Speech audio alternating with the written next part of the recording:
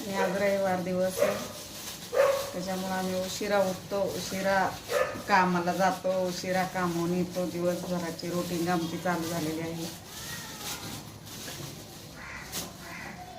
रोज उठलं की सकाळी तेच करायचं, कामाला जायचं, कामावून यायचं, स्वयंपाक करायचा, परत कामाला जायचं.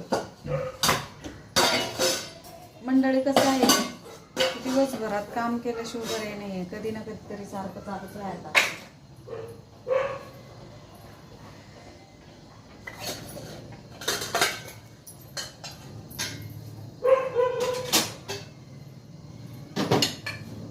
तरी पण आज आमचं कसं आहे ना, आमचा प्रवीण गेलेला आहे आज गाडीवरती, त्याच्यामुळे जेवणाची काही गडबड नाही आहे मागं.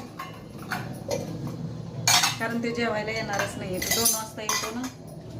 खूप पळापळ असते, कधी येईन, कधी स्वयंपाक करायचा, कधी काय.